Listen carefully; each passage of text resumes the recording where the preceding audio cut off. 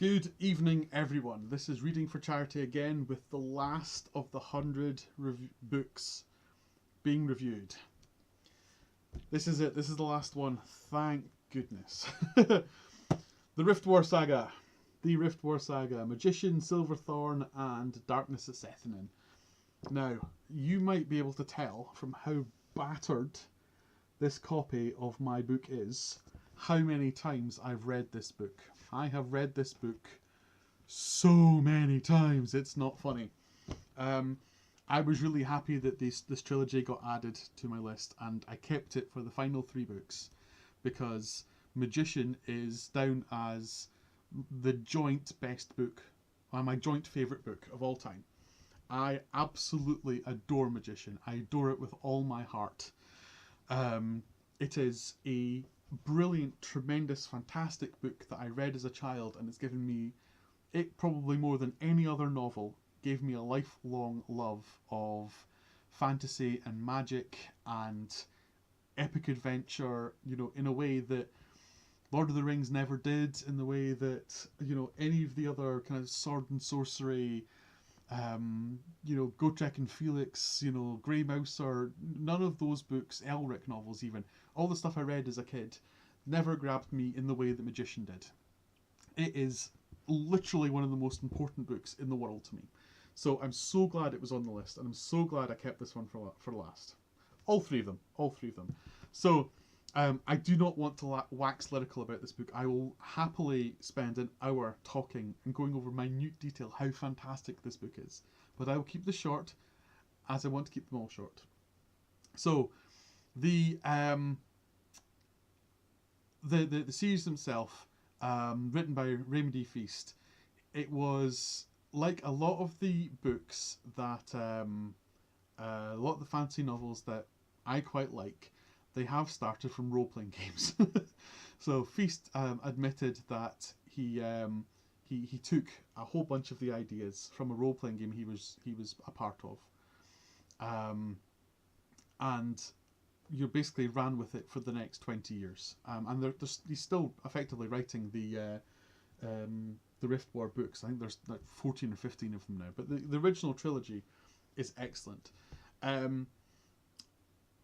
I don't think this is actually the... Magician is the best book. By best book. But I don't think this is the best trilogy out of the Riftwar Saga. I actually think those are the Empire trilogy. So, Mistress of the Empire, Servant of the Empire, and I've got books right over there. Daughter of the Empire, Servant of the Empire, Mistress of the Empire. Okay, so I actually think that's the better trilogy. The trilogy that's set in the Empire when they are, as an alternate viewpoint to what happens in the Riftwar Saga itself, is absolutely tremendous. It's just brilliant the way that the kind of mildly imperial Japanese style that it has, mixed in with the magic, mixed in with everything else. I think Empire is the better trilogy, but Magician is far and away the best book. It starts off very normal and very, standard fantasy. An orphan called Pug comes to study with the master magician Colgan, and shows zero aptitude in doing it. He wins his place because he saves the princess, the duke's daughter, from a monster, but he can't cast any spells. It's basically completely useless.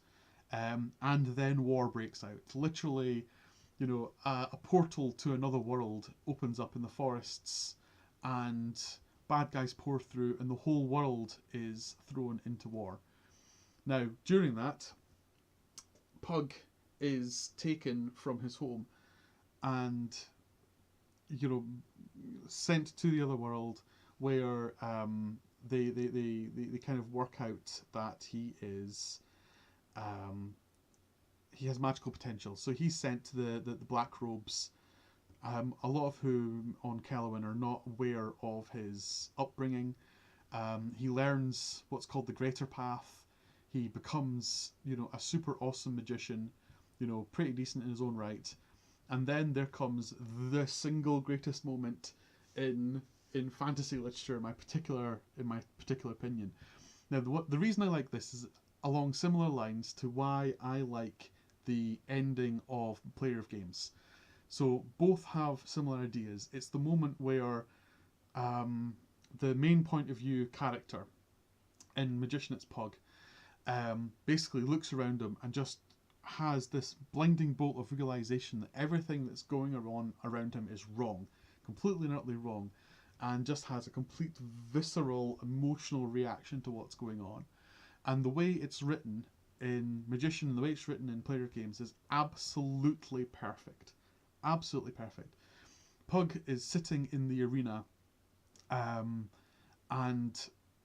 the soldiers from Midkemia are brought out, to fight to the death, and Pug's just sitting there going, no, I'm not having this. I have had enough. This is not happening.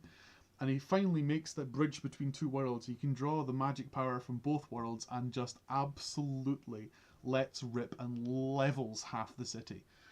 And the rest of the black robes, some of them just teleport straight out. Some of them try to fight Pug and die. And there's not even the massed ranks of magic being thrown against him isn't enough to take out Pug with his connection to two worlds and just his riding anger driving him through the scene. It's beautiful. It's absolutely perfect.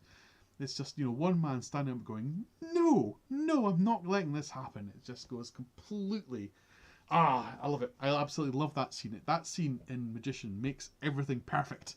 It's great, and I will rabbit on about that scene to anybody. That and Player of Games, those two moments are just perfect in my opinion. My two favourite books of all time. And breathe. Now, the rest of the trilogy should probably be talked about. Silverthorn and Darkness of Sethin. I should probably talk about the rest of the trilogy too. Silverthorn is actually quite a weak book, in my personal opinion. It continues on directly from Magician. Basically, the new King of Midkemia is on the way. Jimmy the Hand, who is a mildly annoying character. It's one of these street thieves that are just complete Mary Sues. They can do anything and everything. It's Loch Lamora. Loch Lamora owes, I think, a lot to Jimmy the Hand. They're very similar kind of style characters. They have a strict moral code. They are they're all connected to strong thieves. They help out the good guys, if you like. But I think I'm not keen on Jimmy the Hand as a character. And he's kind of like one of the main ones in Silverthorn. I haven't even talked about the princes yet. Arutha and Liam. Arutha and Liam are very important through the books, but not nearly as important as anyone else. Despite being the royalty and despite being, some of the main generals that work through the stories in terms of the fighting, they are still not they're not the important characters. The important characters are Jimmy the Hand, Pug, and Thomas. And we'll finish with Thomas, talking about Thomas in Darkness of Sethin. So Darkness of Sethin basically has the kind of the final battle. And Thomas by this point, so Thomas is he early on in the trilogy he basically finds enchanted armor of an ancient dragon lord who ruled the world before humans turned up. They fought with the gods, and through the trilogy goes Thomas, basically, who is the equivalent of Pug, so he's just an orphan child at the start of the novel, at the start of the trilogy. So an absolute nobody, ends up being part human, part dragon lord, married to an elf, and basically fighting the Black Dread necromancer by the end of the book. Thomas's story through the trilogy is really, really good. I really enjoy Thomas's story. Especially bits where he's kind of losing himself to the Dragon Lord, and the Dragon Lord is asserting himself over Thomas's personality. And that whole struggle is fantastic. It's really, really good. But by the end of the book, you get the feeling that there's absolutely nothing Thomas could actually do if he wanted to. If he wanted to turn up and just, slap Pug around the face and move on, he could. If he wanted to just go and sit on the on the throne of Bohemia, he absolutely could. It's almost too powerful by the end. And the books after this that do have a little bit of Thomas in them, yeah, Thomas is basically just godlike. To the extent where Pug isn't. Pug reduces in power later on in the trilogies that come after this. Pug very much reduces himself as much as anything else. Whereas Thomas just stomps around being, essentially God. And I don't think Feast really knows what to do with them after this point. 10 minutes. 10 minutes already gone on this. I should really wrap this up. So I think Thomas's story is problematic in where he ends up. He ends up being too good, too powerful, too awesome, too OP. And I think that spoils Darkness at Sethanon a little bit, because as much as it is about Arutha and Arutha's trip as basically just a normal person in the superpowered world, Thomas is just completely OP through the whole thing. Pug, however, Pug just remains the best character, the absolutely best character. And possibly the best realised mage in books I've read.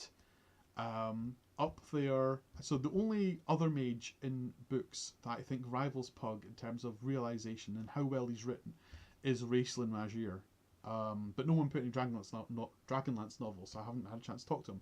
So you've never heard the name Raistlin Magier before. Go read those two. They're excellent.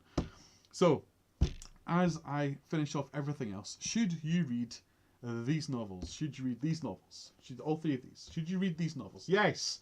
Yes, what's wrong with you? If you've not read them before, go away and read them. They're brilliant. They're amazing. They're fantastic. They will make your life better. They will grow your hair back. They will sort your eyesight. They will make teeth reappear where they have fallen out. They cure scurvy. They made me feel better when I was ill. Read the books. They're fantastic.